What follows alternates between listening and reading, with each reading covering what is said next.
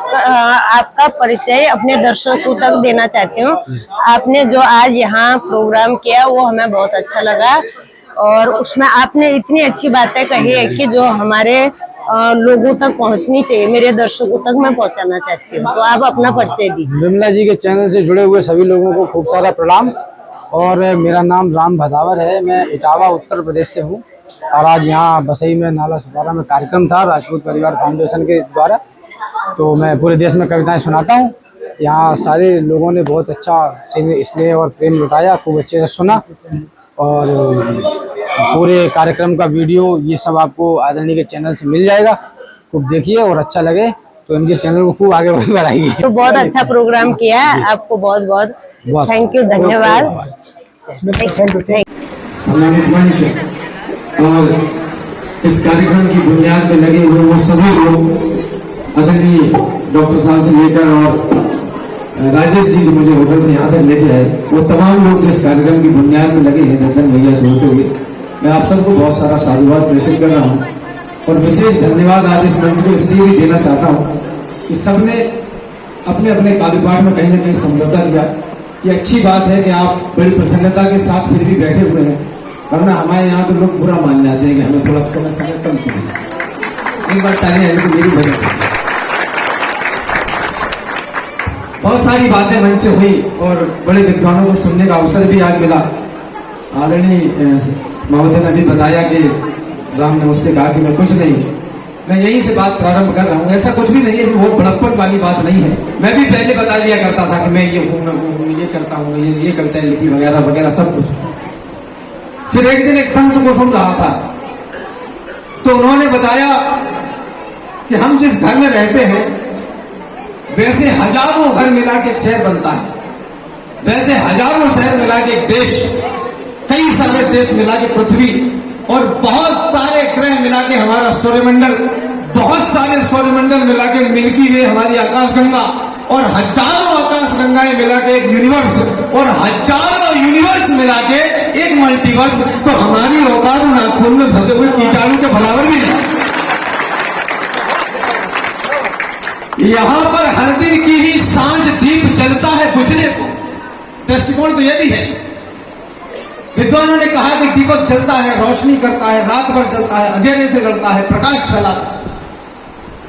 लेकिन हमारे शिशु जी कहते हैं कि यहां पर हर दिन की ही सांझ दीप जलता है बुझने को, वाक्य को मिलता पूर्ण विराम, पथिक चलता है रुकने को, गगन में ऊंचे उड़ते मेघ बरसकर नीचे गिरने को, चांदनी मुस्काती है सदा अमावस्या से घिरने को, सर्वसाधारण का है मंच व्यक्तिगत नाता मत जोड़ो, पुराने हो इस कारण हटो, नए के लिए जगह छोड़ो।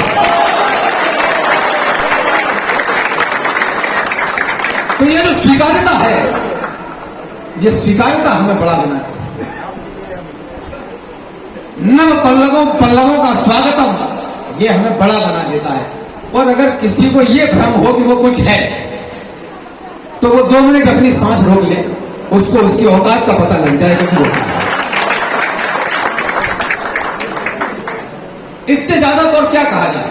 आज हिंदी दिवस के पुण्य अवसर पर आदरणीय दत्तन जी के तमाम प्रयोजनों के माध्यम से मैं यहाँ महाराष्ट्र में खड़ा हूँ, जहाँ हिंदी का विरोध गत वर्षों से खूब हो रहा है, कई सारे वर्षों से हो रहा है। अब भले ही छोटी मोटी घटनाएं हैं, और मैं ये बात क्यों न बोलूं, मुझे तो आपके वोट नहीं चाहिए, तो मैं तो ये बोलूं, कोई वो न बोले जिसको वोट चाहिए हो, क्योंकि राजनीति की अपनी मर्यादा है, होनी भी चाहिए। लेकिन हम तो खुले बैल ही है ना, हम तो कह कबू के निकल लेंगे। बात सीधी सी इतनी है, मैं बहुत विश्लेषण में नहीं जा रहा हूं, मैं तो बस इतना कह रहा हूं, कोई भाषा, कोई विचार या कोई व्यक्ति स्वयं के मुंह से स्वयं को महान बता रहा है तो दुनिया में उससे छोटा कोई भी नहीं है।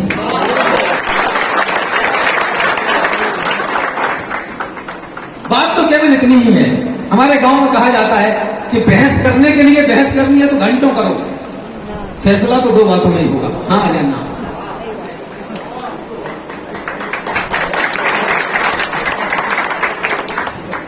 आप चाहे मराठी बोले, गुजराती बोले, अभी आदरणीय डॉक्टर साहब ने बहुत सारी बातें बताई भाषा को लेकर कि हमारी तो भाषा हिंदी है नहीं मातृभाषा, ठीक बात है। बिल्कुल सटीक बात है ये। लेकिन मैं ये कह रहा हूं, आप चाहे किसी भी भाषा के हों, आपकी लिपि तो देवनागरी ही होगी, फारसी में तो नहीं होगी। तो वो जो कटोरा है, जिस कटोरे में अलग अलग तरीके की भाषाओं की बोलियों के तंचे पड़े हैं, वो हिंदी है।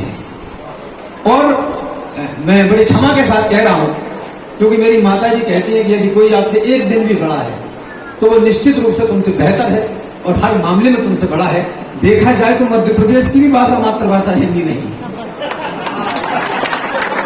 क्योंकि वहां बघेलखंड में बघेली बोली जाती है, बुंदेलखंड में बुंदेली बोली जाती है, मालवा में मालवी बोली जाती है, कुछ मध्य प्रदेश और राजस्थान के क्षेत्रों में बागड़ी बोली जाती है। भाषा तो ये भी नहीं है। और इससे भी बड़ा आश्चर्य का विषय आप देखिए, मैं जहां पैदा हुआ इटावा में, तो वो जो इटावा शहर है दादा, वहां ब्रज, अवधी और कन्वजी और बुंदेलखंडी 4 मिक्स भाषाएं बोली जाती हैं। तो हमें तो हमारी मातृभाषा की नहीं मालूम, आपको कम से कम मालूम है। ये कोई विवाद का विषय नहीं है, ये केवल एक विषय है। मैं बस इतना कह रहा हूं, आप इतने सारे हिंदी भाषी लोग यहाँ हैं और ये कार्यक्रम, सच बता रहा हूं मैं आपको, ये कार्यक्रम आप इसलिए कर पा रहे हैं, मैं यहाँ खड़े होकर निर्भीकता से इसलिए बोल पा रहा हूं क्योंकि आपकी संख्या है। इतना ही सच है।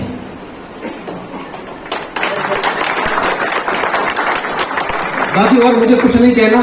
पूत कपूत तो क्यों धन संचय, और पूत सपूत तो क्यों धन संचय, इस बात का सर्वश्रेष्ठ प्रमाण महाराष्ट्र है।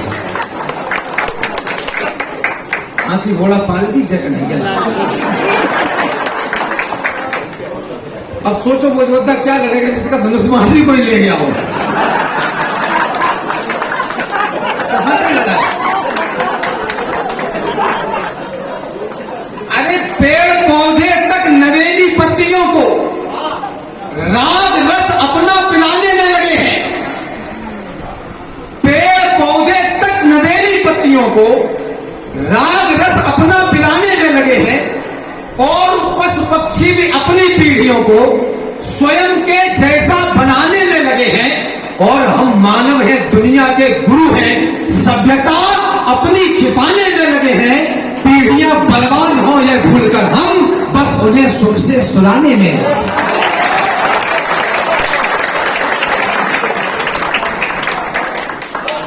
पीढ़ियां बलवान हो यह भूलकर हम बस उन्हें सुख से सुलाने में लगे हैं। स्क्रीन में डूबे हुए योद्धाओं सुन लो। पहले धारावाहिक चला करते थे, वो खत्म हो जाते 10, 15, 20 दिन, महीना भर, 6 महीने, साल भर, 2 साल में। अरे 2-3 साल में तो दिया बाती भी खत्म हो गई। फिल्में भी 3, साढ़े 3 घंटे में, 2.5 घंटे में खत्म हो जाती है। फिर वेब सीरीज आ गई, वो भी 24-25 घंटे में खत्म हो जाती है। ये रील खत्म ही नहीं। 8-8 घंटे, 10-10 घंटे हमारा स्क्रीन टाइम है। जैन जी पहले जयप्रकाश नारायण आंदोलन करते थे, अन्ना आंदोलन करते थे, रामदेव आंदोलन करते थे, तो आंदोलन का कुछ हिस्सा, मंगल पांडे आंदोलन करते थे, आंदोलन, गांधी जी आंदोलन करते थे, आंदोलन में कुछ निष्कर्ष निकलता था। अब जैन जी आंदोलन करती है तो संसद फूंक देती है।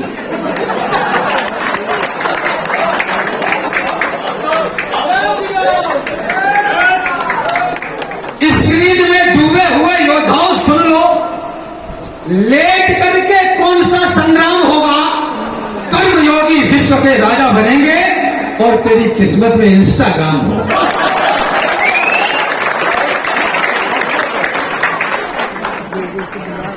कर्मयोगी विश्व के राजा बनेंगे। यत्न तो करना पड़ेगा, कर्म के कोदंड पर हर हाल में चढ़ना पड़ेगा। पार होते हैं वही जिनकी भुजाएं जूझती हैं। प्रार्थना करने से कोई सिंध उतर जाता नहीं। यह नियति का एक उपक्रम है, यथावत सत्य भी है। जो कभी खोता नहीं सो कभी पाता नहीं। इस समय की धार में गोता लगाओ सूरवीरों। व्यर्थ के अवसाद से दुख ही बढ़ेगा। देख लेना, जो समय पर युद्ध से आबद्ध होगा, जय करेगा, समय उनके नाम पर सोना मढ़ेगा। देखना, नग्न होकर बेटियां इस दौर की। अब चिंता तो यह है, हमारे विचार में हमारी भारतीय मनीषा में यह कहा जाता है कि चिंता नहीं करनी चाहिए, चिंता चिंता का रास्ता तय कर देती है। लेकिन आदरणीय आपकी चेतना जागे। हमारी 20, 22, 25 साल की लड़की जिसको हमने बड़े लाल प्यार से पाला हो, वो 2-3 महीने मोबाइल पर किसी लफंगे से चैट करे और कचहरी में एक हस्ताक्षर से सारे आपके अधिकार खत्म कर दे, तो मुझे लगता है कि हमें चिंता कर लेनी चाहिए। हमारे घर का लाडला शाम को मंदिर में पहुंचकर नजराने पहुंचे। आप तो देश के उस महानगर में हैं जहां संस्कृति भी है तो चरम सीमा पर और अश्लीलता भी है तो चरम सीमा। आप बुराई को खड़े लोग, तो हमें थोड़ी चिंता कर लेनी चाहिए। नग्न होकर बेटियां इस दौर की अब मैं समझना चाहता हूं क्या बनेगी। अश्लीलता की चूड़नी को ओढ़कर अब ये नए योद्धा भला कैसे चलेंगी। त्याग तप संघर्ष जीना था जिन्हें वे बोतलों के ढक्कनों में कस गए हैं। चेतना जिनको जगानी थी वतन की, वे सभी उत्तेजना में फंस गए। चेतना जिनको जगानी थी वतन की, वे सभी उत्तेजना में फंस गए हैं। पहले हम दस्तार बचाते थे अपनी, बदले में गर्दनें कटाया करते थे। पहले हम दस्तार बचाते थे अपनी, बदले में गर्दनें कटाया करते थे। मर जाते थे भटक भटक कर जंगल में, लेकिन मां का मान बचाया करते थे। पहले हम संग्राम पूजने वाले थे, लेकिन अब हम आराम पूजने लगते हैं। सुविधाओं के बदले जमीन गिरवी रखकर हम पुरुषोत्तम राम पूजने लगते हैं। मुर्गा खा के व्रत खोलने वाले लोग हैं हम। आप कल्पना, अब यहां भी ना बोलूं तो कहां बोलूं। शाम होते ही सुनहरी शाम के गुलसूर के ढलते ही सुनहरी शाम के गुलशन सजेंगे और शहर के ठाकुर साहब तुमको ठेकी पर मिलेंगे। आप कल्पना करें, मुझे अच्छी ठेके खुले। हम एक दिन में 2200 करोड़ की पी गए।